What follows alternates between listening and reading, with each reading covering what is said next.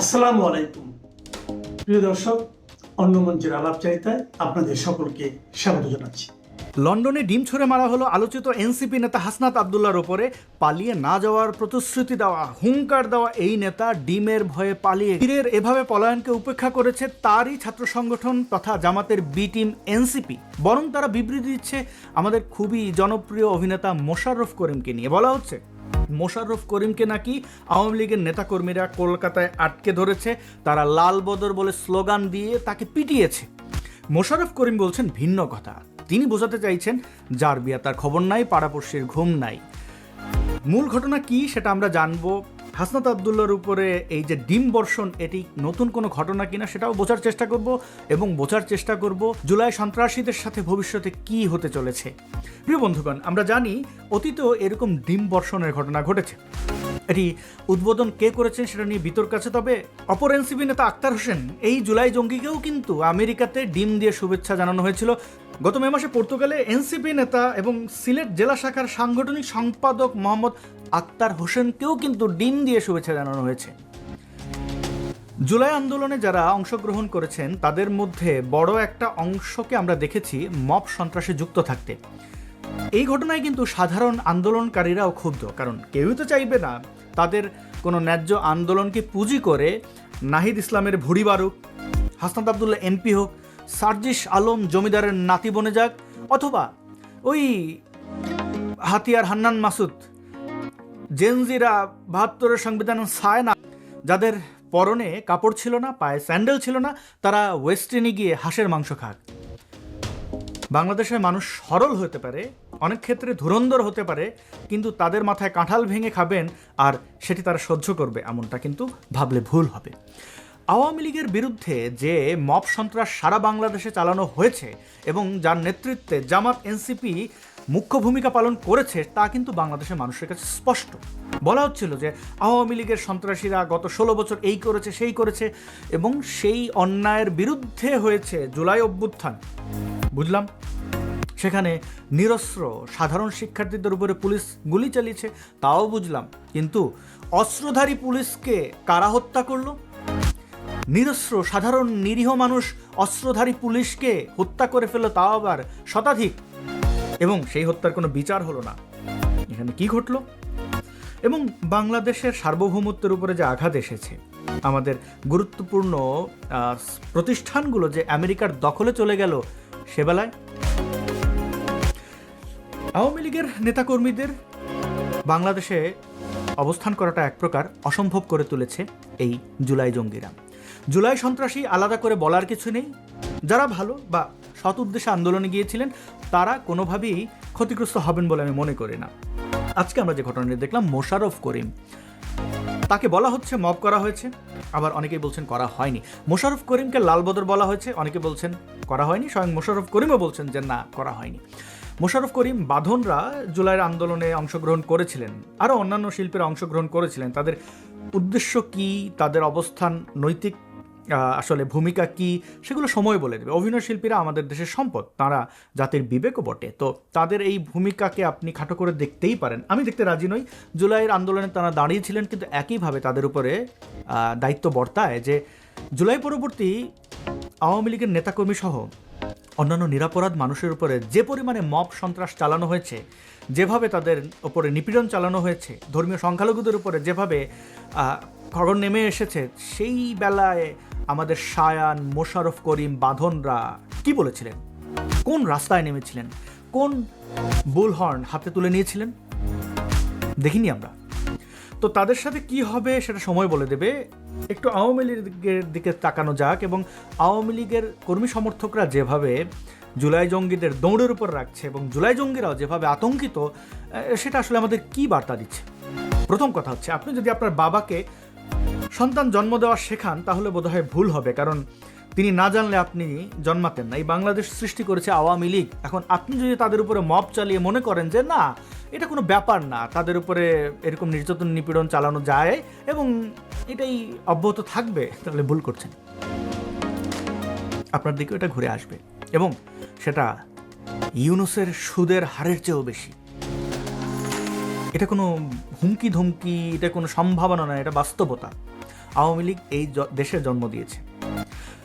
পাকিস্তানি মিলিটারির রক্তচক্ষু উপেক্ষা করে লাখো মানুষ রক্ত দিয়েছিল স্বাধীনতা সার্বভৌমত্বের জন্য।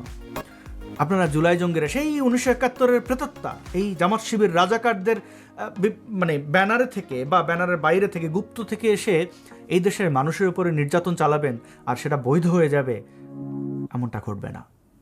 আওয়ামী লীগ বাংলাদেশের প্রত্যেকটা জায়গায় আছে, প্রত্যেকটা শ্রেণী পেশার মানুষের মধ্যে আছে। অবাক হবেন না, এই জুলাই জঙ্গিরা যদি মারা যায়, এদের গোর খোদক দেখা গেল গোর খুঁদেছে, কবর খুঁদেছে, দাফনের সময় সে যদি বোঝে যে জুলাই জঙ্গি, ওই কবরের মাটি সে ফেলে মাটির উপরে মুতে দেবে যেন জুলাই জঙ্গির কবর না হয়। এটাই হচ্ছে আওয়ামী লীগ। একটা উদাহরণ দিলাম, প্রত্যেকটা পদে পদে আওয়ামী লীগ আছে। বিশ্বের এমন কোনো দেশ নেই যেখানে আওয়ামী লীগ নেই। এই জুলাই জঙ্গিরা হল ভাড়া করে বোঝালো যে অক্সফোর্ড তাদের আমন্ত্রণ জানিয়েছে, সেখানে অন্যান্য জুলাই জঙ্গিদের সামনে এবং রাজাকার আলবদরদের সামনে, কিছু নিরীহ মানুষও বাংলাদেশে ছিলেন, তাদের সামনে তারা লেকচার দিল, বুঝাইলো যে আমাদের বিশাল হ্যাডাম, এবং ডিমের ভয়ে পেছনের রাস্তা দিয়ে যে হোটেলে উঠেছে সেই হোটেলের ব্যাকডোর দিয়ে পালাচ্ছে। কেন? অন্যান্য জুলাই জঙ্গিরা, অন্যান্য জামাতপন্থীরা তাদের রক্ষা করতে পারলো না কেন? এটাই আওয়ামী লীগ। আপনি পৃথিবীর যে প্রান্তে যান, তাদের উপরে যে মব চালিয়েছেন, এটা আপনাদের সুদে আসলে গ্রহণ করে নিতে হবে। রাজনৈতিক প্রতিহিংসা না দেখিয়ে রাজনৈতিকভাবে যদি মোকাবেলা করা হতো আওয়ামী লীগকে, তাহলে আমার মনে হয় না আওয়ামী লীগ আসলে কিছু বলতে পারত। কারণ আওয়ামী লীগ, ছাত্রলীগ, যুবলীগ, তাদের তো ভূমিকা আমরা দেখেছি। হ্যাঁ, বলতে পারেন দোষে গুণে মানুষ রাজনীতি করতে গেলে ভুল হয়, শুদ্ধ হয়, সেটা ভিন্ন আলাপ। আদালতকে সঠিক রেখে নিরপেক্ষভাবে যদি এই ঘটনাগুলোর তদন্ত করা হতো, বিচার করা হতো, তাহলে বোধহয় আওয়ামী লীগের পক্ষেও আত্মপক্ষ সমর্থনের সুযোগ থাকতো। গণহারে মামলা দিলেন, দেশ থেকে বিতাড়িত করলেন, দেশে যারা আছে তাদের নির্যাতন নিপীড়ন চালাচ্ছেন তাদের উপরে, আবার ভাবছেন আপনাদের যেখানে হ্যাডাম, মানে গলির বাইরে গেলে আপনি, মানে আপনার ঘেউ থেমে গেলেই রক্ষা পাবেন। ব্যাপারটা এরকম না, মার খেতে হবে, কারণ আপনারা মেরেছেন, প্রচুর মেরেছেন। এবং আনন্দের বিষয় এবং জুলাই জঙ্গিদের জন্য দুঃখের বিষয় হচ্ছে এখন সবার হাতে হাতে ইন্টারনেট, স্মার্টফোন, ডেটা, কোনো কিছুই গোপন যাচ্ছে না, কোনো কিছুই লুকিয়ে রাখতে পারছেন না। তাহলে ভবিষ্যৎ যেটা আপনারা রচনা করেছেন সেটার থেকে বের হতে চাইছেন কেন? হাসনাত আব্দুল্লাহ দিয়ে শুরু করেছিলাম, কি হ্যাডাম বাংলাদেশে দেখিয়েছে, মানে কোন জায়গায় সে হুমকি দেয়নি, আজকে পালিয়ে বেড়াচ্ছে। কালকে কি হবে, পরশু কি হবে, সেটা আমরা দেখব। জুলাই জঙ্গিদের সমর্থন যারা এখনো করছেন এই ভেবে যে আচ্ছা জুলাই তো আমিও জুলাই আন্দোলন করেছি, আমিও অংশগ্রহণ করেছি, ওদের মারলে তো আমাকেও মারবে না, আপনি ভুল করছেন। যদি আপনি গণতান্ত্রিক অধিকারের জায়গা থেকে জুলাইয়ের আন্দোলনকে সমর্থন করেও থাকেন, সেটা তো কোনো অপরাধ না, বুক ফুলিয়ে বলেন। কোনো আন্দোলন সংগ্রাম তো অপরাধের হতে পারে না, ভিন্ন মত কোনোভাবেই দোষের কিছু নয়। আপনি যদি অপরাধ না করে থাকেন, আপনি যদি অন্যায় না করে থাকেন, কোনো দাবি তুলে থাকেন এবং সেই দাবির কারণে যদি সরকারের পতন হয়ও, সেটা তো যৌক্তিক এবং আপনি বীরদর্পে সেটা বলবেন। আমাদের মুক্তিযোদ্ধারা এই স্বাধীনতা সংগ্রাম দেখেন, 52-এর ভাষা আন্দোলন, কেউ কি গুপ্ত ছিল, লুকিয়ে ছিল, পালিয়ে বেরিয়েছে? না। আমাদের বঙ্গবন্ধু শেখ মুজিবুর রহমান যে দাবিগুলো তুলেছেন সেগুলো গোপনে, 7ই মার্চ, এগুলো কি? বঙ্গবন্ধুকে ইতিহাস থেকে বাদ দিতে চাইবেন, জাতীয় নেতাদের বাদ দেবেন, মুক্তিযোদ্ধাদের বাদ দেবেন, পুস্তকে জায়গা দেবেন কাকে? শাহ মাহাদিকে। আপনাদের অস্তিত্ব তো আপনারাই ধ্বংস করছেন। সামনে জামাতকে ক্ষমতায় আনবেন, দেশের সার্বভৌমত্ব ধ্বংস করবেন, এক অংশ দিয়ে দেবেন ভারতকে, এক অংশ, বড় অংশ দিয়ে দেবেন আমেরিকাকে, এবং ভাববেন যে রাজাকারদের ওই 1971-এর অপরাধ এখনো মানুষ ক্ষমা করেনি, কোনোদিন করবেও না, আবার নতুন অপরাধ যুক্ত হবে, আর ভাববেন বাহ। এই জুলাই জঙ্গি ছেলেপেলে যেগুলো আছে, হাসনাত, সার্জিস, এদের দেখে আমার আসলে আফসোস হয়। এই তোদের বাবা মা নাই, পরিবারের সদস্য নাই, তাদের জন্য মায়া হয় না? এদেরকে বিপদে ফেলছিস কেন? ফৌজদারি অপরাধ করে কেউ কোনোদিন পার পায় না। অধিকারের জন্য প্রশ্ন তোলো, কাউকে ক্ষতি করো না, ফৌজদারি অপরাধ করো না, তোমাদের তো কিছু হবেই না, পরিবারের সদস্য কারোর কিছু হবে না। তোমরা মানুষের বাবা মাকে মারবা, হত্যা করবা, ধর্ষণ করবা এবং ভাববা যে খুব নিরাপদ। ক্ষমতা কারোরই চিরস্থায়ী না। অনেক অনেক ধন্যবাদ। প্রধানমন্ত্রী তারেক রহমানের একজন উপদেষ্টা প্রতিমন্ত্রী পদমর্যাদার খুবই কদর্যভাবে কথা বলেছেন একটি সংবাদ সম্মেলনে। তিনি ভারতে প্রবেশ করার পথে প্রতিবন্ধকতার মুখোমুখি হয়েছেন। তিনি নিজেকে বিব্রতকর পরিস্থিতি থেকে রক্ষা করার জন্য প্রোটেস্ট হিসাবে দেশে ফিরে এসেছেন, এমনভাবে তিনি কথা বলেছেন। সে বিষয়টা নিয়ে কয়েকটি কথা বলতে চাই। কে এই জাহিদুর রহমান, কি তার অতীত? আমি বাংলাদেশে তাকে কোনো একজন খ্যাতিমান চিকিৎসক হিসেবে কোথাও দেখিনি এবং কোনো লিটারেচারও দেখিনি। বাংলাদেশের কোনো রাজনৈতিক দলের গুরুত্বপূর্ণ নেতা হিসেবে কোথাও দেখিনি। বাংলাদেশের সামাজিক বা স্বেচ্ছাসেবকমূলক কর্মকাণ্ডে তার কোনো অবদানের কোনো উল্লেখযোগ্য ইতিহাস আমি দেখিনি। কোন মেধাবী ছাত্রজীবন থেকে শুরু করে চিকিৎসা বিজ্ঞানে তার মেধার চর্চা কোথাও দেখিনি। তাকে দেখেছি টেলিভিশনের পর্দায় গিয়ে আওয়ামী লীগকে গালিগালাজ করতে এবং একটি গণতান্ত্রিক সাংবিধানিক সরকার উচ্ছেদের জন্য এবং উচ্ছেদ পরবর্তীতে সেটাকে বৈধতা দেওয়ার জন্য যত প্রকার ইনিয়ে বিনিয়ে মুক্তিযুদ্ধের পক্ষের বিপক্ষে কথা বলা যায় সেই কর্মকাণ্ড করতে দেখেছি। একটা পর্যায়ে দেখলাম তার ব্যক্তিগত জীবন, তার স্ত্রী এবং অন্যান্যদের নিয়ে অনেক কেলেঙ্কারির ঘটনা সামাজিক যোগাযোগ মাধ্যমে বেরিয়ে আসলো। তিনি জিডি করলেন ইত্যাদি ইত্যাদি।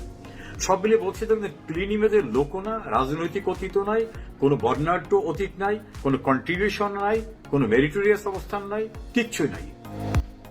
এই টেলিভিশনে দালালি করার স্বীকৃতি হিসাবে তারেক জিয়া সরকার তাকে একটু উচ্ছিষ্ট হালুয়া রুটির ভাগ দিয়েছেন, প্রতিমন্ত্রীর পদমর্যাদায় উপদেষ্টা। তার কাজটা কি কোনো এক্সিকিউটিভ কাজ নাই, ওই যে আওয়ামী লীগের বিরুদ্ধে কথা বলা গোয়েবলসি ভাবে সেটা করেন তিনি। তার আদব কায়দা শিষ্টাচারের ঘাটতি লক্ষ্য করে দেখেছি। আমি একসময় মন্ত্রী ছিলাম, ক্যাবিনেট মিনিস্টার তথ্যমন্ত্রী তার পাশে বসা জহিরুদ্দিন স্বপন, তিনি সংবাদ সম্মেলন করেন। ক্যাবিনেট মিনিস্টার কিন্তু এমপি এবং ফুল মিনিস্টার, আর উনি কিন্তু এমপিও না, উনি উপদেষ্টা প্রতিমন্ত্রীর মর্যাদায়। তো যেখানে ফুল মিনিস্টার বসা থাকে সেখানে উনি সংবাদ সম্মেলন করেন কিভাবে? আন্ডার অড provision of law, rules of business আসে, ওয়ারেন্ট অফ প্রেসিডেন্সি তো কোনোভাবে আসে না। উনি সেটা করেন, কারণ ওনার মতো নগ্ন দালালিপূর্ণ কথা বলা হয়তো মন্ত্রী বলতেন কিনা সেটা নিয়ে কথা আছে। উনি ভারত সম্পর্কে খুব নেতিবাচক কথাবার্তা বলছেন, জঘন্য কথাবার্তা বলছেন। আমি প্রতিবেশী বন্ধু রাষ্ট্রের প্রতি আমাদের কৃতজ্ঞতা আছে মহান মুক্তিযুদ্ধে তাদের অবদানের কারণে।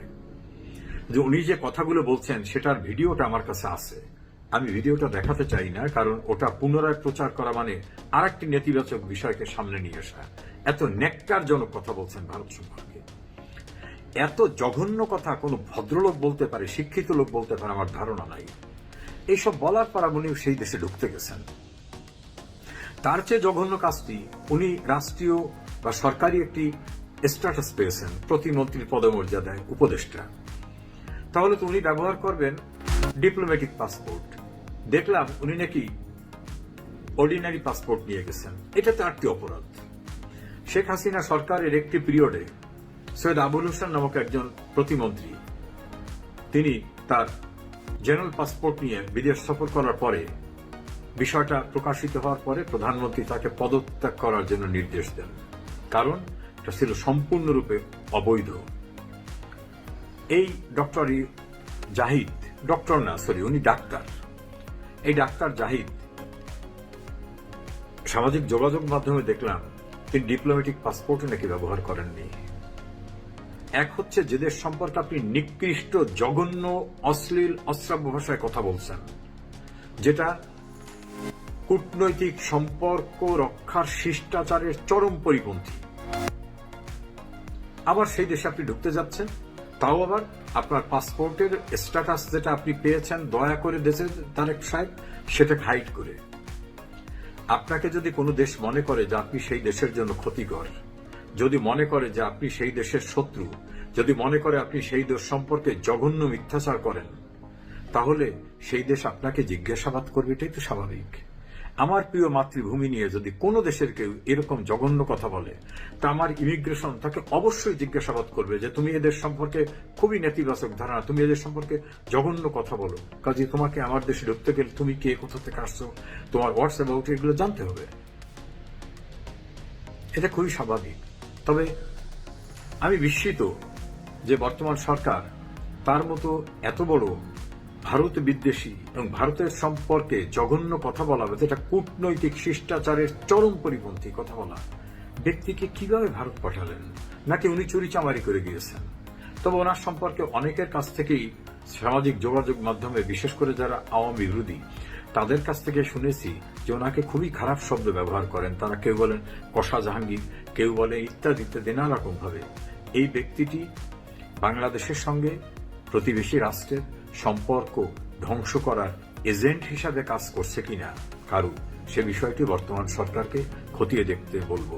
কারণ তার আদ্যপান্ত, তার অতীত, তার বিভিন্ন সময়ের কথাবার্তা, টেলিভিশনের কথাবার্তা, টকশোতে কথাবার্তা, সেমিনারে কথাবার্তা, এই ভারতে যে ঢুকতে না পারা, ফেরত আসার পরে কথাবার্তা, আমার মনে হচ্ছে যে তারেক জিয়া সরকারকে ভারতের সঙ্গে চরম সংঘাতে নিয়ে যেতে অথবা খুবই ভয়ঙ্কর কোনো পরিবেশ সৃষ্টি করতে সে বিশ্বাসঘাতকের ভূমিকায় অবতীর্ণ কিনা এটা বর্তমান সরকারের খতিয়ে দেখা উচিত বলে আমি মনে করি।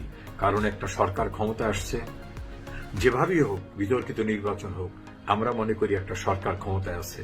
এই সরকারে প্রিন্সিপালটা যেটা, তারেক রহমান যে তার বক্তব্যে বলছেন যে সবার সঙ্গে বন্ধুত্ব, সবার আগে বাংলাদেশ, কিন্তু ডাক্তার জাহিদের বক্তব্য সবার সঙ্গে বন্ধুত্ব না। আমার মনে হচ্ছে বাংলাদেশের সঙ্গে অন্য দেশের শত্রুতা তৈরি করার জন্য সে কোনো দায়িত্ব নিয়েছে, এমনটাই মনে হচ্ছে। একটু উপরে নিয়ে যেতে চাই। গুপ্ত বলে তিনি তো তাকে বলেন নাই যে প্রতারক, এটা তো অপরাধ। 420 420। আমি বললাম যে আমি কমরেড সামাদ ভাইয়ের অফিসে যাচ্ছি কমরেড হিসেবে, ধরেন এখন, তাহলে তো আমি বামপন্থী লেখা থাকবে আমার আইডিতে, শেখ ফরিদ এই কমিউনিস্ট পার্টি করে, না হয় বাসদ করে, না হয় জাসদ করে, অথবা বামপন্থী কোনো দলের সনদ থাকবে, অথবা তার দলের একটা কার্ড থাকবে আমার কাছে। কিন্তু আমি গেলাম একটা কাউন্সিলে, গলায় আমার নামে লেখা আছে শেখ ফরিদ কমরেড হিসেবে আসতেছে, একজন বামপন্থী হিসেবে তিনি অমক দলের, তাহলে তো আমার গলায় একটা কিছু ঝোলানো থাকবে, রাইট? সিম্পল একটা কাউন্সিলে। তাহলে একটা দেশের আপনি এত বড় একটা বক্তব্য দিতে যাচ্ছেন, যেখানে বাংলাদেশ সরকার চিঠি দিয়েছে দিল্লি হাই কমিশনকে যে আমার দেশের উপদেষ্টা যাচ্ছে, তাহলে উপদেষ্টা তো নিশ্চয়ই সাধারণ পাসপোর্টে। আচ্ছা, আমার কথা যদি কালকে ধরেন, কালকে আওয়ামী লীগ সরকার ক্ষমতায় আসলো, আমাকে কোনো পদে দিল, সেখানে লেখা থাকলো শেখ ফরিদ এই এই এই, তাহলে নিশ্চয়ই আমি লাল পাসপোর্টে যাব। লাল পাসপোর্টে শুধু এমপি এর মন্ত্রী যায় না, লাল পাসপোর্টে আরো যেতে পারে। সরকার চাইলেই যে কোনো সামাদ ভাইকেও কালকে এই সরকার লাল পাসপোর্ট দিতে পারে, তুমি বাংলাদেশের প্রতিনিধিত্ব করো। যেমন আসাদ ওয়াইসি ভারতের একজন এমপি, তিনি কিন্তু মন্ত্রী নন। তিনি যে ভারতের পক্ষে বক্তব্য দিতে গেলেন, তখন কিন্তু তিনি লাল পাসপোর্ট নিয়ে গেছিলেন। বা যে কেউ যখন সরকারের পক্ষে যাবে, লাল পাসপোর্ট নিয়ে যাবে, গুরুত্বপূর্ণ বিষয়। তা আমার নাম লেখা থাকলো শেখ ফরিদ, তখন তো আমি লাল পাসপোর্ট নিয়ে আমাকে যেতে হবে। আমি তো জেনারেল পাসপোর্ট নিয়ে গেলে তো আমাকে ওই, আচ্ছা আরো হিসাব দেই, আমি টিকিট কাটলাম ইকোনমি ক্লাসের, আমাকে কি বিজনেস ক্লাসে বসতে দিবে? আপনি বলেন তো, সহজ হিসাব। বিজনেস ক্লাসের টিকিট না তো বিজনেস ক্লাসে বসতে দিবে না। আর ভাই বিজনেস ক্লাসে আমরা ইকোনমি যখন টিকিট কাটি, এয়ারপোর্টে বিভিন্ন ওয়েটিং রুমে বিশাল বিশাল শুয়ে থাকার জায়গা থাকে, আপনারা জানেন। আমরা সেখানে ভয়ে যাই না, কারণ জানি যে ওটা তো বিজনেস ক্লাসের লোকেরা ওখানে বসবে, মানে এয়ারপোর্টের কথাই বলতেছি। আর তো আপনার বিমানের ভিতর, তাহলে বিমানের টিকিটে যদি আপনার এত পরিবর্তন হয়ে যায়, এমনকি আপনি ইকোনমি ক্লাসের টিকিট কেটে আপনি ভিআইপি এরিয়া দিয়ে যেতে পারবেন না।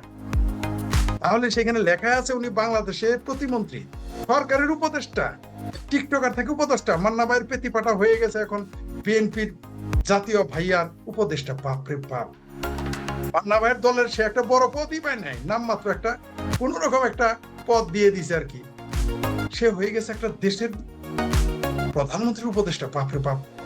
তো উট কালায় যদি সন্দেশ হয়, তো ওই সন্দেশ তো ভাই যারা সন্দেশ চিনে তারা তো খাবে না। তার শব্দটা কি দেখেছেন, দেখেন, নেশৌরি। ये নেশৌরি है क्या, মানে তারা দেখেই মনে করছে এই লোকটা ড্রাগ এডিক্টেড, যে লোকটা গাঁজা খায়, মদ খায়। এই চেহারা দেখেন না। এমনি কি তারা আমি নাম পেতি পাঠা দিয়েছিলাম? অনেকে আমাকে বলেছে আপনি এইভাবে বডি কি শেমিং করতে পারেন না। ভাই আমি কি এমনি বলেছিলাম? দুষ্ট লোকেরা তো এমনি আমাকে জিন্দাওয়ালি বলে না। এয়ারপোর্টে তারা দেখে কেউ বিশ্বাসই করে না। আরে ভাই মিনিমাম একটা চেহারা লাগবে তো। এই যে আপনি আছেন, আমি আছি, সামাদ ভাই, বিভিন্ন জায়গায় একটা জায়গায় দাঁড় করাই দিলে অন্তত মিথ্যা কথা বললেই মানুষ বিশ্বাস করবে। আমাদের তিনজনকে যদি দাঁড় করা যায়, এই লোক তো মন্ত্রী, এই লোক তো উপদেষ্টা, এই লোক বললে আমাদের দাঁড় করে মানুষ মিথ্যা হলেও বিশ্বাস করে। আর যাই পাড়া পেতি পাড়া সত্যি এই দেশের প্রধানমন্ত্রী উপদেষ্টা, তারা পাত্তাই দিল না ইমিগ্রেশন। কারণ তারা ভাবছে যে এইরকম একটা চেহারার লোক, এরকম একটা ওজন আয়তনের লোক, এই লোক উপদেষ্টা হইতে পারে? এরা হাসাহাসি করেছে, কারণ আসলেই তো সে অযোগ্য। আসলেই তো, আরে ভাই আমি যখন হায়দ্রাবাদে থাকতাম, আমারা দেখলে অটোগ্রাফ নিতে আসতো বিমানের ভিতরে মানুষজন, ইমিগ্রেশনে বলতো স্যার আপ কব আয়েঙ্গে, আমি ইকোনমিক টিকিট কেটে যেতাম, বলতো স্যার ইধার নেই, ভিআইপি সে যাই। আমি বহুবার ভিআইপি এরিয়াতে চলে গেছি, ভিআইপি লাইন দিয়ে আমি চলে গেছি শুধু চেহারাতে, হায়দ্রাবাদ যখন আমি থাকতাম। ইভেন আমি সিঙ্গাপুরে ভিআইপি ইকোনমিক টিকিট কেটে ভিআইপিতে গেছি, আমাদের জিজ্ঞাসা করে নাই। আর জাহিদ পাঠা উপদেষ্টা, তার নামে হাইকোর্টে চিঠি গেছে, তারে দিল্লি এয়ারপোর্টে খাড়া করে রাখলো 2.5 ঘন্টা। এর সে লজ্জার আর কি আছে? কোনো সন্দেহ নাই যে কোনো দেশের প্রতিমন্ত্রীকে যদি কোনো এয়ারপোর্ট তাকে 2.5 ঘন্টা দাঁড় করিয়ে রাখে, এটা কূটনীতির খিলাফ, আমি এটা বিশ্বাস করি। সেটা বাংলাদেশ না, সেটা যদি সুদানেরও করি আমরা, সেটা বেআইনি এবং দৃষ্টিকটু, অসভ্যতা। কিন্তু একটা লোকে তারা বিশ্বাস করতে পারতেছে না। এখন এ দায় কে নিবে? এ দায় কে নিবে? শাহরুখ খানকে কি 4 ঘন্টা দাঁড় করে রাখে নাই? কারণ তাদের বিশ্বাসই হয় না এই লোকটা নায়ক। তারা প্রথমে বিশ্বাসী, কারণ শাহরুখ খানের পাসপোর্টে তো শাহরুখ খান লেখা না, কারণ শাহরুখ খানের পাসপোর্টে তো শাহরুখ খান তো তার ফিল্মি নাম, এটা তার ফিল্মি নাম। এখন বাংলাদেশে যেমন বাংলাদেশের কয়েকজন শিল্পী আছে, তাদের আমি দেখি, আমি মনে করেছিলাম ওই লোকটা হিন্দু। তার বই যে গান গায়, কি যেন নামের শেষে বাবু আছে, আমি মনে করছিলাম এই লোকটা হিন্দু, আপনার লোকসঙ্গীত গায়। এয়ারপোর্টে একদিন আমার সাথে দেখা, থাইল্যান্ড না সিঙ্গাপুরে মনে নাই, দেখি যে তার পিছনে আমি দাঁড়ায় আছি। উনি আমাকে মনে করেছে আমি ইন্ডিয়ান, তাই আমার সাথে কথা বলেন। আমি যাই তার কথা বলেছি, কেমন আছেন আপনি? আপনি বাংলা বলেন? হ্যাঁ। ও বলছে ভাই আমি তো ভাবছি আপনি Indian, sorry Sri Lankan, Indian Sri Lankan. তো আমরা পাশাপাশি দাঁড়ালাম, উনি পাসপোর্ট জমা দিলেন, দেখি যে উনি পাসপোর্ট আরবি নাম। আমি বলি কি রে বাবা, চেহারা বেশভূষা, তারা দেখা যাচ্ছে হিন্দু, পাসপোর্ট আরবি নাম। আমি চমকে গেছি। আবার কোন কোন এয়ারপোর্টে আমি যখন যাই, আমার তারা পাসপোর্ট দেখে বলে আপনার নাম কি আসলে শেখ ফরিদ? আপনি কি, অনেকেই মনে করে, আমি অনেক জায়গায় গেছি, আমি এয়ারপোর্টে ইমিগ্রেশনে গেছি, আমি যখন পাসপোর্ট দেখাইতে গেছি, আমার অনেক জায়গায় বাংলাদেশি লেখা থাকে কাউন্টার, আমার সরাই দিছে, আপনি ওই দিকে যান। কোন দেশে গেছি বলছে যে আপনি তো শ্রীলঙ্কার ওই দিকে যান। কোন দেশে বলছে আপনি তো ইন্ডিয়ান, ওই লাইনে দাঁড়ান। তো চেহারা তো একটা মানুষের ফ্যাক্টর। আমাকে দেখে ভুল করছে, তারা ভাবেই নাই যে আমি বাংলাদেশি, তারা মনে করেছে আমি ইন্ডিয়ান, অথবা মনে করেছে আমি শ্রীলঙ্কান। ইভেন ইন্ডিয়ান হাই কমিশনের বিশেষ ব্যক্তি একদিন আমার ভুল হচ্ছে, বলছে তার সে মনে করছে আমি ইন্ডিয়ান। সে তো আমার সাথে কথা বলে ফটো তুলে তো বোকা হয়ে গেছে, কারণ বিশেষ জায়গায় ছবি উঠছে ইন্ডিয়ান কোন এক দেশের মানে তারা হাই কমিশনের লোক, তারা ফার্স্ট সেক্রেটারি সরানো হয়েছে, ছবি তোলা আবার তো বোকা হয়ে গেছে। আমাকে বলছে ভুলেও এই ছবিগুলো আপনি প্রকাশ করবেন না। কেন? আপনার সমস্যা, আমার সমস্যা, কারণ আমি তো আপনাকে ইন্ডিয়ান বলে আসতে দিছি, কারণ ওইখানে ইন্ডিয়ান ছাড়া যাইতেই পারবে না, আমাকে ভুলে যাইতে দিচ্ছে। আমিও বুঝতে পারি, আমি বললাম স্যার আমি তো জানি না যে এখানে অনলি ফর ইন্ডিয়া, সেটা তো আমার ধারণা নাই, আমি তো জানি না, আমি সরি। বলছে ঠিক আছে, ইটস ওকে, ভুলতে হতেই হবে। তো মানুষের চেহারা তো একটা ফ্যাক্টর, এটা তো নির্ণয় করে, অবশ্যই সেটা নির্ধারণ করে। জাহিদ পাড়াকে দেখে তো আমার বাড়ির বোধ হয় কি, জাহিদ পাড়াকে দেখে যে বড়জোর মনে করবে যে একটা দোকানের কেরানি, বড়জোর ফ্যাক্টরি না, গার্মেন্টস ফ্যাক্টরি না। আপনি জাহিদের যদি কোনো মুদি দোকানে বসায় দেন, মনে করবো যে একটা কেরানি, এর চেয়ে বেশি কেউ কিছু মনে করবে। আমি লিখে দিতে পারি আপনি এখন তো সে মন্ত্রী, তারপরেও পাঠান বাংলাদেশে, আমাকে জামালপুর সরিষাবাড়িতে পাঠান, এরে মনে করবো কেরানি। আর ওই যে সাকি একটা আছে না, জুনায়ের সাকি, বাঁয়ে সিগন্যালদের ডাইনে মোর নিচে, ওরে দেখলে বড়জোর মনে করবো কোচিং সেন্টারের একজন শিক্ষক, বড়জোর। মন্ত্রী, প্রতিমন্ত্রী, এমপি মনে করবে না। দেখেন এই দোষ কার? আপনি যেটা বলেছেন যেটা হলুদ কার্ড কিনা, আমি মনে করি এটা হলুদ কার্ড না, এটা আরো বড় কিছু। আমি মনে করি এটা লাল কার্ড দেখানো হয়েছে। ইমিগ্রেশন এখানে কিন্তু তার একটা গেম খেলে দিয়েছে, এটাই কিন্তু রাজনীতি। এটাই কিন্তু, আপনার কি মনে আছে যে মইনিউ সরকারের সময় 9/11-এর সময় বাংলাদেশের সেনাপ্রধান যে নাকি কোন মইনিউ বোধে গিয়েছিলেন ইয়েতে, ভারতে, আপনি কি জানেন সেখানে তারা ঘোড়াতে লাথি খাওয়াই দিছে, সেই ঘোড়াতে উষ্টা খাওয়াই দিছে, বলে তো ট্রেন্ড ঘোড়া, ওই ঘোড়া আপনাকে মানে আমরা বলি সাইড ঘোড়ার লাথি, আপনি লাথি মারবো কেন? সেনাবাহিনীর ঘোড়া কোনোদিন কেউ করে লাথি মারে? তো ট্রেনিং করা, তারা লাথি মারছে, ইশারা দিয়ে দিচ্ছে লাথি মার, মানে একটা সাইকোলজিক্যাল আকার, সাইকোলজিক্যাল হিট। তো পেতি পাড়াকে তারা কিন্তু ভারত কিন্তু একটা গেম খেলে দিল, নাটক। তারা কিন্তু জানে সেটা উপদেষ্টা, তারা এমনিতেই বসেছিল যে একটা সুতা, মানে ছলের অভাব হয় না, এমনিতেই তারা ছল খুঁজছিল, পেয়ে গেছে তার পাসপোর্ট জেনারেল। কারণ লাল পাসপোর্ট হলে তো টু শব্দটি করতে পারবেন, এটা আপনারা জানেন, আমিও জানি। এই প্রশ্নের অবতারণাই হতো না, বরং তারেক রহমানের উচিত এই জাহিদ পাঠারের কানটা ধরে একটা থাবড়া মারা, যে বেটা তুই ছিলি বুট কালায় বানাইছি তার সন্দেশ, তুই লাল পাসপোর্ট ছাড়া গেলি কেন বদমাইশ, তুই এই পরিস্থিতি ক্রিয়েট করলি কেন? ভারত সেই সুযোগটা পেয়ে গেছে। এই যে দেখেন দীনেশ ত্রিবেদী কি গেমটা খেলে দিল, তিনি বাই রোডে এসেছেন, এটা কিন্তু একটা মেসেজ। তারপর আবার পুরো রাস্তা বাই রোডে এসেছেন, হেলিকপ্টার আসেন নাই। যেখানে বাংলাদেশে কেসকি বান্দির পোলারা যারা সামাদ ভাইয়ের কেরানি হওয়ার যোগ্য না, যারা সামাদ ভাইয়ের আমাদের কমরেড সামাদ ভাইয়ের ব্যাগ টানার যোগ্য না, তারাও কিন্তু হেলিকপ্টার দিয়ে করে 48 ঘন্টা 6 বার বদলায়। কিন্তু দীনেশ ত্রিবেদী ক্যাবিনেট মিনিস্টার ছিলেন, এমপি ছিলেন, বড় নেতা ছিলেন, তিনি সাধারণ একটা হাই কমিশন হয়ে বাই রোডে চলে আসলেন। এটা কিন্তু একটা মেসেজ। তেমনি এই যে জাহিদ পাঠাকে যে অপমানটা বেজ্জতি করলো, মূলত আমাদের দেশের অপমান হচ্ছে, কোনো সন্দেহ নেই। কিন্তু আমাদের সমস্যা হলো জাহিদ পাঠারে 100 বার অপমান করুক, আমাদের আপত্তি নেই, এরকম ছাত্রদের অপমান করলেই কি না করলে। কিন্তু সমস্যা হয়ে গেছে কি, সে তো আমাদের দেশের একটা পদ ক্যারি করতেছে, এটা হলো সমস্যা। যেমন ডক্টর ইউনূস, এই বদমাইশটারে আমরা যতই গালি দেই, কিন্তু সে তো আমার দেশের প্রতিনিধি, সে যখন কাম করে ওই দায়ভারটা আমাদের উপরে। মির্জা ফখরুল সাহেবের সাথে যখন ভাবির পোলাদের, এই যে মির্জা ফখরুল সাহেবের রাজনীতি তারা পছন্দ করি না, তারও আমি ব্যক্তিগত পছন্দ করি না। মির্জা ফখরুলের সাথে যখন ওই যে কি জানো না, আমার ভুলে গেছি ভাবির পোলার নাম, হ্যাঁ আক্তারকে সাথে দিল, এই যে ভাবির পোলা, ওর সাথে তো আমি যাবো না। মির্জা ফখরুল একটা দলের তো মহাসচিব, বড় একটা দলের মহাসচিব, তার সাথে আক্তারকে পাঠাই দিল এবং পাবলিক ডিম মারলো। কত বড় বেজ্জতি হলো। সামাদ ভাইয়ের সাথে আমি গেলাম নাটক, আমাকে ডিম মারলো। এটা তো সামাদ ভাইকে মারা হবে যদি সামাদ ভাই আমার সাথে থাকে, সামাদ ভাইয়ের ছেলে যদি আমার সাথে থাকে, সামাদ ভাইয়ের ছেলেকে ডিম মারলো, এটা তো আমাকেও মারা হবে, তাই নয় কি? তাহলে মির্জা ফখরুলকেও তো ডিম মারা হয়েছে। এটা কিন্তু পরিকল্পিতভাবে পাঠিয়েছিল মির্জা ফখরুল সাহেব। আমি তখন কি বলেছি, এটা একটা দেশের সাথে বেজ্জতি করা হয়েছে, এটা হইতে পারে না। মির্জা ফখরুলের সামনে তো আমি চেয়ারে বসবো, এই যে এত সমালোচনা করে আমাকে যদি বলে বস, আমি বসবো না, কারণ তিনি একটা দলের মহাসচিব, বড় দল, সেটাকে পছন্দ করি না করি, আমাকে ওবায়দুল কাদের সামনে বসতে বলে আমি বসবো না, এটাই স্বাভাবিক। কিন্তু এগুলো সব পরিকল্পিত ভাবে করা হচ্ছে, ইচ্ছা করে করা হচ্ছে। জাহিদ পাঠাও চেয়েছিল একটা আলোচনা সমালোচনা আসুক, সে কিন্তু এটা জেনে বুঝে করেছে, আপনি নিশ্চিত থাকেন। এই জাহিদ পাঠা, এই পেতিপাড়া, মান্না ভাইয়ের পেতিপাড়া, এটাও বামের থেকে, আধা বাম থেকে সিগন্যাল দিয়ে তারেক রহমান ওখানে চলে গেছে বাটপারি করে। তো এই পেতিপাড়া কিন্তু এটা পরিকল্পিত ভাবে করছে, একটা ভেজাল বাজুক। আর ভারতের যারা ইমিগ্রেশনে ছিল তারাও চেয়েছিল যে আমরা চান্সে আছি, কিন্তু সমস্যা হয়ে গেল। 100 পেতিপাড়া বেজ্জিত হলেও সমস্যা নেই, 100 কমরেড সামাদ ব্যক্তিগত বেজ্জিত হলেও, আমি শেখ ফরিদ বেজ্জিত হলেও সমস্যা নেই। কিন্তু প্রতিষ্ঠান আব্দুল সামাদ, কমরেড সামাদ, প্রতিষ্ঠান শেখ ফরিদ, প্রতিষ্ঠান রূপচাঁদ, এটা কিন্তু ভাই, কারণ প্রশ্নটা তো দেশের, সেই জন্য এটা আমাদের দেশেরও বেজ্জিতি করছে। এই কারণে জাহিদ পাঠার পদত্যাগ করানো উচিত, আরে কানটা ধরে বের করে দেওয়া উচিত যে তুই বেটা এই পদের যোগ্য না, তুই যেখানে পুনঃ মুশিকও ভাব, আবার তুমি মুশিক হয়ে যাও। কারণ মুশিককে আইনে তারেক রহমান ব্যাঘ্র বানিয়েছে, একে কানটা ধরে থাপড়া দিয়ে পিছে একটা পিএল দেওয়া যাবে না, পাছায় লাথি দিলে তার যে পাছার অবস্থা, কারণ দেখেন না ইমিগ্রেশনে তারা মনে করছে নেশৌর, এটা গাঁজাখোর মনে করছে, লাথি দিলে মাঝে মাঝে ভেঙে যাবে, তখন সমস্যা হবে। তারা কানটা ধরে সংসদ থেকে, মন্ত্রিসভা থেকে বের করে দেওয়া হয়েছে, উপদেষ্টা বিষয়, কারণ সে দেশেরও বেজ্জিতি করেছে। কোনো সন্দেহ নাই, এতে আমরাও বেজ্জিত হয়েছি, আমার দেশেও বেজ্জিত হয়েছে, কিন্তু আমাদের কিছু করার নাই, ভুলটা আমরা আগে করেছি। জি জি, আপনার একটা ছোট ছোট প্রশ্ন, সময় তো এটা ব্যাপার, অনেকগুলা প্রশ্ন জমা হয়েছে, এর মধ্যে আপনি কয়েকদিন আসেনও নাই, দর্শক আমাদেরকে প্রশ্ন পাঠান।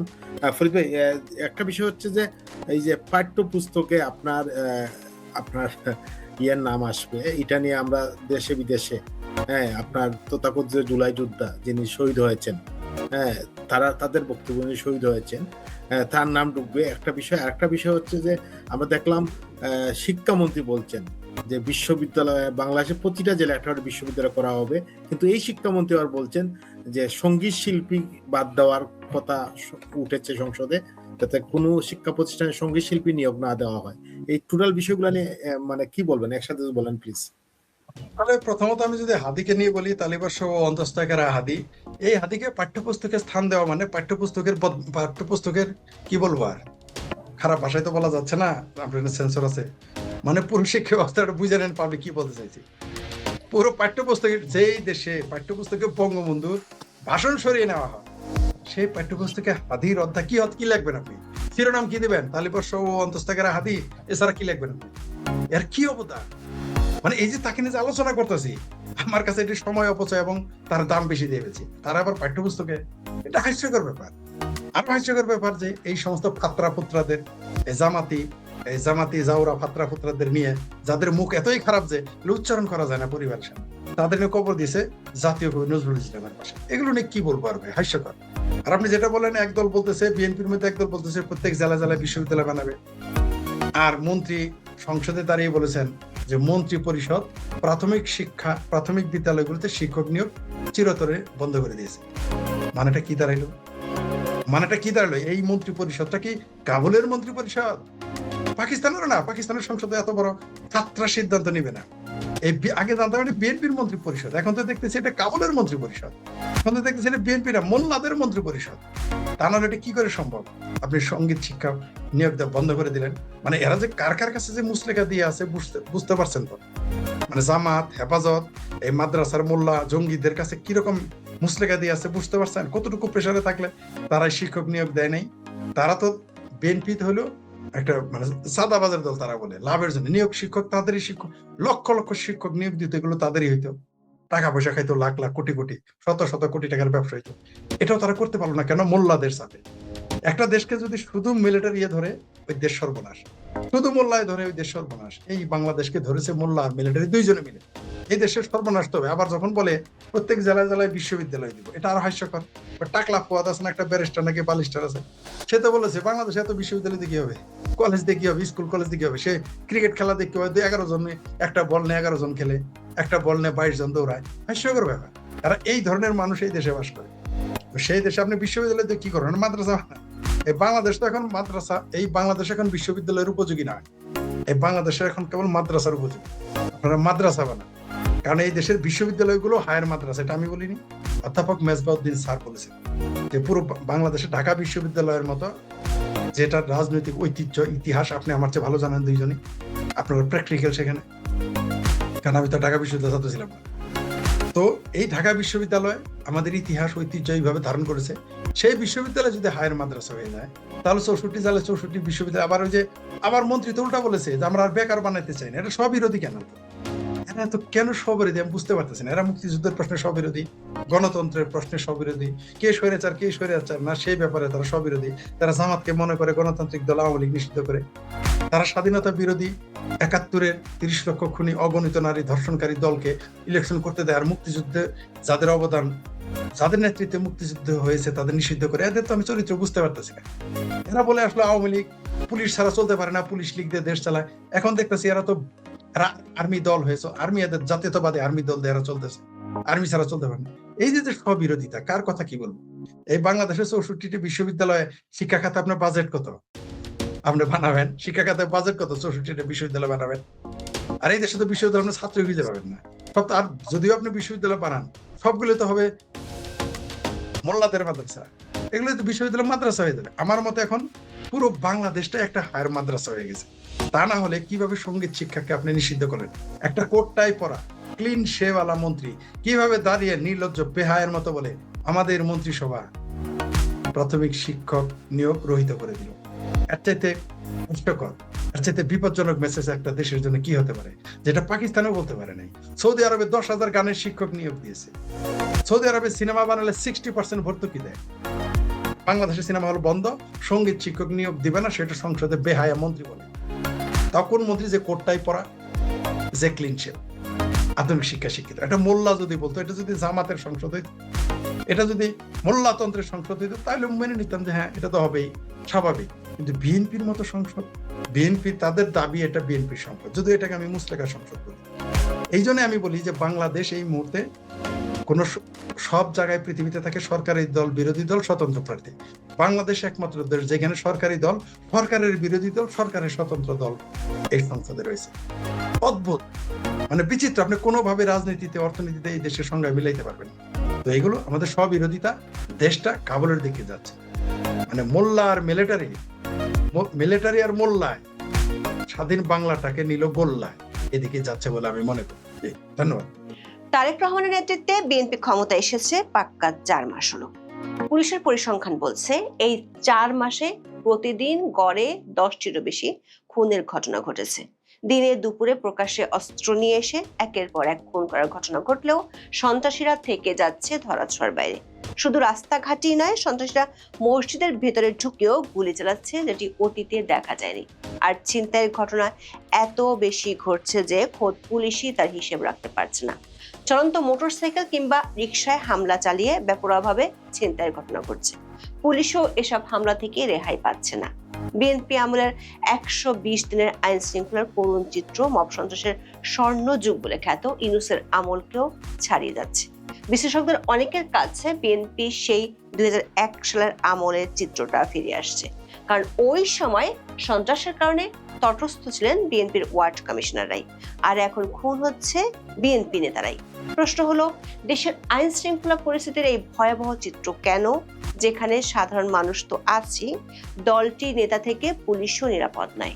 আবার বিএনপির চৌকস নেতাকে স্বরাষ্ট্র মন্ত্রণালয়ের দায়িত্ব দেওয়া হলেও পরিস্থিতি এতটা নাজুক হচ্ছে কেন? 24 5ই আগস্ট বাংলাদেশের ক্ষমতার পালা বদলের পর ইউনূসের আমলের সবচেয়ে ভয়াবহ আতঙ্কের নাম ছিল মব সন্ত্রাস আর আইন শৃঙ্খলা পরিস্থিতি। ইউনূসের 1.5 বছরে সংবাদ মাধ্যমের নিয়মিত হেডলাইন ছিল অন্তর্বর্তী সরকারের সময় উদ্বেগজনক হারে বাড়ছে খুন কিংবা আইন শৃঙ্খলা পরিস্থিতির অবনতি। উদ্বেগ, আতঙ্ক বেড়েছে অথবা নিরাপত্তা নেই কোথাও। ইউনূসের আমলে প্রথম 10 মাসে 3,500-এর বেশি খুন হয়েছিল। ত্রয়োদশ জাতীয় সংসদ নির্বাচনের পর বাংলাদেশের মানুষ আশা করেছিল ইউনূস আমলে সেই দুঃসময় শেষ হবে। বিশেষ করে অন্তর্বর্তী সরকারের সময়ের চেয়ে আইন শৃঙ্খলা পরিস্থিতি ভালো অবস্থায় ফিরবে এমন আশা ছিল দেশের মানুষের। কিন্তু বিএনপি ক্ষমতায় এসে একদিকে অনেক পুলিশের চাকরি খেয়েছে, আর একদিকে ব্যাপক রদবদল করেছে। তবে বর্তমান সরকারের গত 4 মাসে দেশের আইন শৃঙ্খলার তেমন উন্নতি হয়নি, বরং অনেক ক্ষেত্রে অবনতি হয়েছে। পুলিশ সদর দপ্তরের তথ্য অনুযায়ী গত 3 মাসে সারা দেশে 915টি হত্যাকাণ্ডের মামলা নথিভুক্ত হয়েছে, অর্থাৎ গড়ে প্রতিদিন 10টিরও বেশি খুনের ঘটনা ঘটেছে। এই 915টি হত্যাকাণ্ডের মধ্যে বিএনপি ক্ষমতা গ্রহণের ঠিক পরপরই অর্থাৎ মার্চ মাসে 317টি, এপ্রিলে 288টি ও মে মাসে 310টি মামলা দায়ের হয়েছে। এবার দেখা যাক ইউনূসের আমলে মানে গত বছরের এমন সময় খুন খারাপের চিত্র কেমন ছিল। 2025 সালের এই সময় 3 মাসে 994টি মামলা হয়েছিল। এর মধ্যে সর্বোচ্চ ছিল গত বছরের মে মাসে, ওই মাসে 341টি খুনের মামলা রেকর্ড করা হয়েছিল। এবার দেখা যাক আওয়ামী লীগ আমলে মানে 2024 সালে একই সময়ের চিত্র কেমন ছিল। 2024 সালের একই সময় হত্যাকাণ্ডের কারণে দায়ের হওয়া মামলার সংখ্যা ছিল 794টি, মানে প্রায় 150 থেকে 200টি কম ছিল। পুলিশ সদর দপ্তরের তথ্য বলছে আওয়ামী লীগ আমলের তুলনায় 2026 সালের প্রথম 3 মাসে দেশে হত্যাকাণ্ড বেড়েছে 14%। ডেইলি স্টার এক প্রতিবেদনে বলা হয়েছে চলতি বছর এই 3 মাসে সবচেয়ে বেশি 260টি খুনের ঘটনা ঘটেছে ঢাকা রেঞ্জে। এরপর চট্টগ্রামে 186টি, রাজশাহীতে 106টি, খুলনায় 84টি মামলা হয়েছে। মেট্রোপলিটন এলাকাগুলোর মধ্যে বরাবরের মতোই শীর্ষে ঢাকা, যেখানে 57টি হত্যাকাণ্ডের ঘটনা ঘটেছে। গত 7 জুন টিআইবি তাদের এক রিপোর্টে বলেছে সরকার গঠনের প্রথম 100 দিনে দেশে খুন, ডাকাতি, ছিনতাই ও অপহরণের মতো অপরাধের ঘটনা বেড়েছে। সংস্থাটির পর্যবেক্ষণ অনুযায়ী গত মার্চ ও এপ্রিল 2 মাসে দেশে 605টি খুন, 196টি অপহরণ, 294টি ছিনতাই এবং 90টি ডাকাতির ঘটনা ঘটেছে। বিশ্লেষকরা মনে করেন পরিসংখ্যানে ঠিক বোঝা যাবে না দেশের আইন শৃঙ্খলা পরিস্থিতি কতটা খারাপ হয়েছে। গত কয়েক মাসে এমন কিছু ভয়াবহ ঘটনা একের পর এক ঘটেছে যেগুলোর কারণে আতঙ্ক বাড়ছে আরো বেশি। বাংলাদেশের আইন শৃঙ্খলা পরিস্থিতির চিত্র কতটা খারাপ তা বোঝার জন্য 16 জুন একদিনের চিত্রই যথেষ্ট মনে হতে পারে। 16 জুন বেলা 11টার দিকে রাজধানীর শেখের থেকে 7 নম্বর সড়কের মাথায় এক বিকাশ এজেন্টকে কুপিয়ে 3.5 লাখ টাকা লুট করে ছিনতাইকারীরা।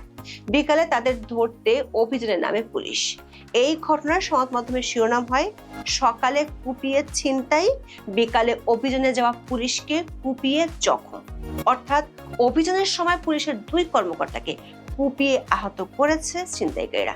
এই সময় পুলিশের গুলিতে আহত হন সন্দেহভাজন 2 ব্যক্তি।